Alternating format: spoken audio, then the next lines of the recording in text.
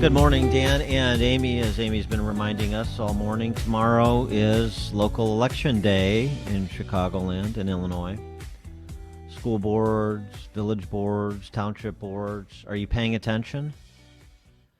We've tried to profile as many races as we can, and we'll do some more tomorrow and give people an opportunity, candidates or candidate supporters, an opportunity to call in to talk about their community and the particular offices that are being contested. And we'll do a little bit more here. I mean, just to, again, why is this so important? We can talk about Major League Baseball and boycotts at the federal level. We can talk about $2 trillion funny money plans all day long. What about in your community? Patty Hennick is running for mayor of River Forest on a platform of bringing more low-income Section 8 apartments to the village. Having an affordable housing plan allows subsidized residents to have more discretionary funds to spend. It helps our community economically. Is that right? River Forest homeowners, do you think more subsidized housing in River Forest is going to help the community economically? What do you think it's going to do for your home values in River Forest, as if they're not hammered enough with 3 and 4% property taxes as a percentage of a home value? This is called cannibalization by those socialists that River Forest otherwise supports at every level of office. I mean, as a community represented by race hustler Chris Welch, for God's sakes. Okay. Just thought you should know, for those who are interested in trying to get out of River Forest while the getting's good, Patty Hennick. How about in Glen Ellen? Leafy Glen Ellen. Oh, yeah, DuPage County, which has been completely given over by Vichy Republicans to the left. Robert Bruno is the president of the elementary school district in Glen Ellen, District 41. He's a Marxist, arguing that he argues that socialism is more ethical than capitalism. Does anybody know who Robert Bruno is in Glen Ellen? Has anybody paid attention to this? He's an author. He's an academic. He soft-pedaled his support for Marxism when he first ran, but it's pretty straightforward. Yeah. He screeds against profits of capitalists. At least he did as a University of Illinois professor. Uh-huh. Yeah. Paying attention there and to these P-hats that provide his cadre of support. Julie Spiller, who owns a lot, apparently, I don't know how she squares this. Julie Spiller in Glen Ellen. Let's name names. She has a little business in town,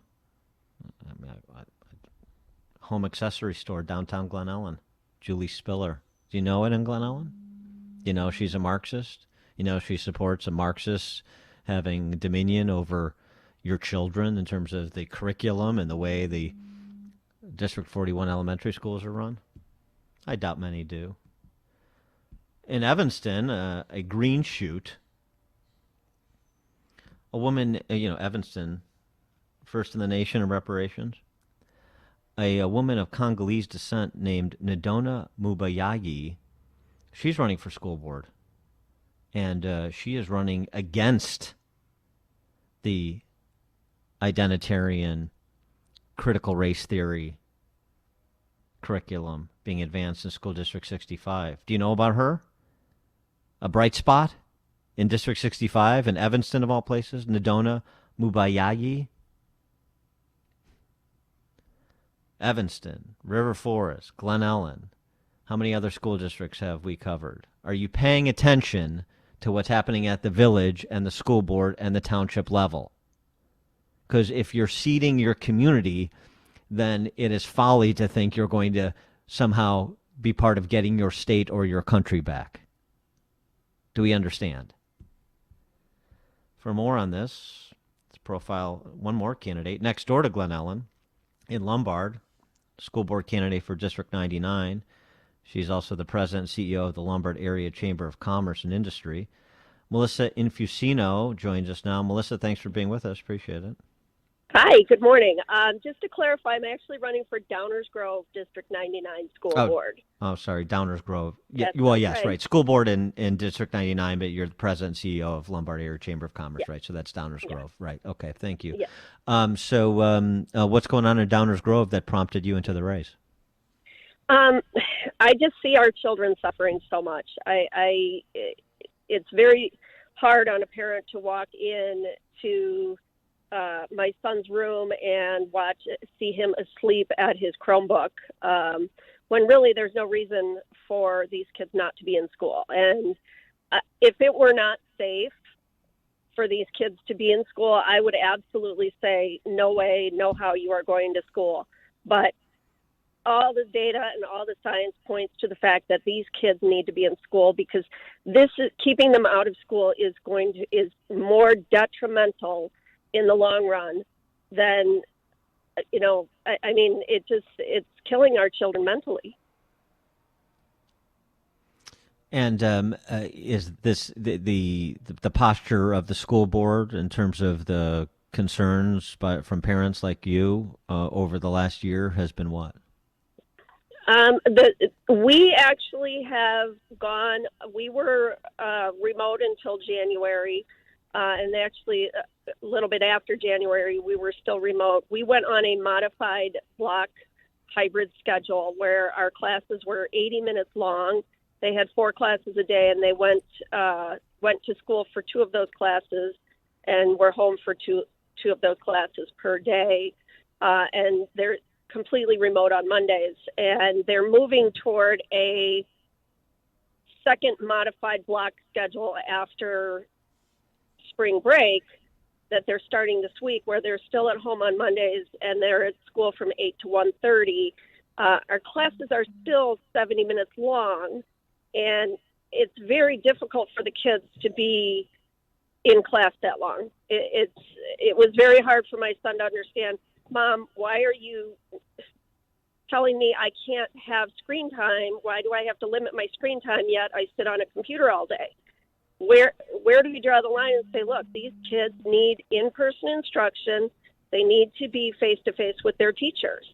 And Where are your fellow parents and other stakeholders in the system? Where are they here? Is there real pushback finally being brought to bear, or are you on an island? no, there is a lot of pushback being brought up to the school board. A lot of Give parents me a are stepping up mic and check, one, saying, two. Can you hear me? they're saying a lot of parents are coming back and saying, no, we want our kids in school. And Melissa, can you hear me now? Yes, Hi, thank sorry you. about that. We're having some It's microphone okay. issues here. So did you attend school board meetings prior to this pandemic happening? Were you aware of, how school boards were run and what was going on? I did. I actually attended more school boards in the Woodridge district. My daughter is in that district. I attended some there. I did start attending the virtual school board meetings when they were starting to make decisions about going back to school, and this became a real concern. All right. If you get elected to the school board, though, isn't the end game is to end hybrid learning and to end teaching via computer? Don't you want to go back to books and pens and paper? I would love to go back to books and pens and paper, and that's the style that many kids learn in, and they're not recognizing the style that every child learns differently, and some kids are flourishing with this. Some kids are doing phenomenally, and there's so many though that are not, and I just feel like they're getting left behind. Um, you're the presidency of the Lombard Area Chamber of Commerce. The business community, the local business community here, with respect to Lombard as well as Downers Grove, uh, have they played any role in putting pressure on the local elected officials to be more sensible? It seems to me one of the concerns I have is the business community is going to go to bat to some extent. In some places, it won't go to bat at all. It's folded in with the local authorities. But to the extent they do, they'll go to bat for themselves so they can open, restaurants can open, so on and so forth. The schools, parents are over here, they'll go to bat for, as you are, for the in-person learning, for curriculum changes, perhaps. But never the two shall meet. I mean, you're all residents of the same community. You want good schools. You want a vibrant business community. These are the core institutions, along with healthcare, of any thriving community. So, is there any interplay there where people understand I'm not just a business owner, I'm not just a patron, I'm not just a parent, I'm not just a student. This is there's a tapestry here, and we should stand in solidarity with one another against this small cadre of public officials who are doing things that we dislike. I've actually seen wonderful support of both the Village of Downers Grove and the Village of Lombard to their business community during all this. It's a tough situation to be in, and I have seen Downers Grove community step up and support their restaurants. I've seen them step up and support their small businesses. I've seen huge promotions and huge pushes in just supporting the small businesses. And being in Lombard, I see even the chamber stepping up to support the small businesses and giving people options. The village has been wonderful with Lombard businesses to help them stay open and stay in business and do what they can to, if they need outdoor tents, if they need to do outdoor seating or anything, they are just really stepping up and helping the restaurant owners. Yeah, but here's the thing. They don't need outdoor tents, and they don't need outdoor seating if you have people stand for what we know to be true, just as you are with respect to in-person education, what we know to be true about COVID as it relates to young people, as it relates to the classroom setting, what we've known for a long time, and yet people refuse to admit, oh, I'm going to make accommodations, I'm going to do this, I'm going to do that. No. What we're going to do is we're going to tell the truth. And we're going to make policies and live our lives based on what we know to be true. We're not going to make it based on these silly premises from which the fear-addled start. We're not going to do that anymore. So that's what I don't see happening.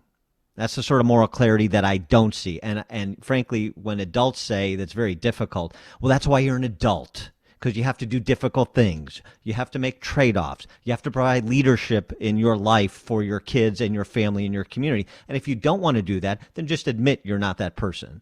But don't give me this, it's difficult stuff. And I'm not yelling at you. I'm just sort of talking through you to this larger issue. Don't give me this, it's difficult stuff. Life is difficult. This is where character shows, or doesn't.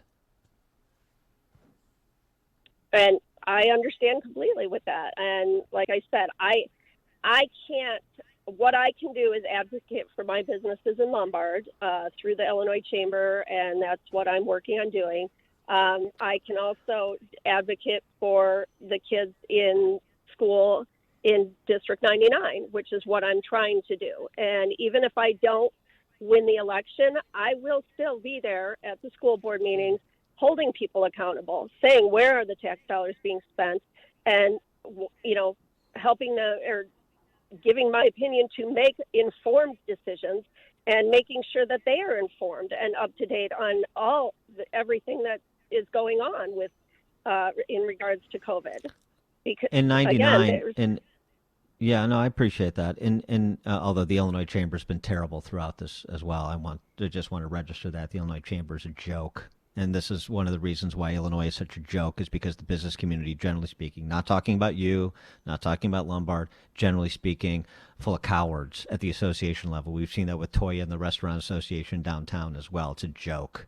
And let's just start telling the truth. I'm tired of trying to coddle people who are tell me their good intentions. Your good intentions don't mean a hill of beans. They paved the road to hell, as I recall. But with respect to 99, what about curriculum? What about what's happening actually when you do get the kids in the classroom with respect to critical race theory and other such things?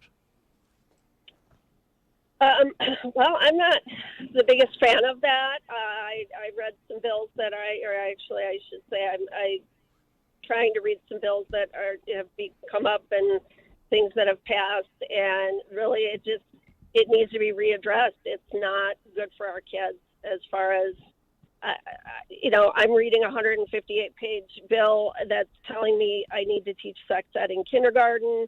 I don't think that's appropriate at all. And I'm sure many parents wouldn't want their children learning this, but how many parents actually know exactly what that bill states? You're probably the only one. Well, there's a few, but not many. And so why are we not educating our parents on what these bills actually mean and what they mean for our kids? She is Melissa Infusino. She's the president and CEO at the Lombard Area Chamber of Commerce and Industry. She's running for school board in Downers Grove in District 99. Melissa Infusino, District 99, Downers Grove. And Melissa, if people want more information on your candidacy, they can go where? I do have a Facebook page. It is write-in candidate for District 99, Melissa Infusino. You can go there. You can always email me at melissa.infusino@yahoo.com. I'm actually very easy to find on Facebook. All right. Melissa Infusino, thanks for joining us, and good luck with your candidacy tomorrow. Appreciate it. Thank you so much. Thank you, Melissa. And she joined us on our turnkey.pro answer line.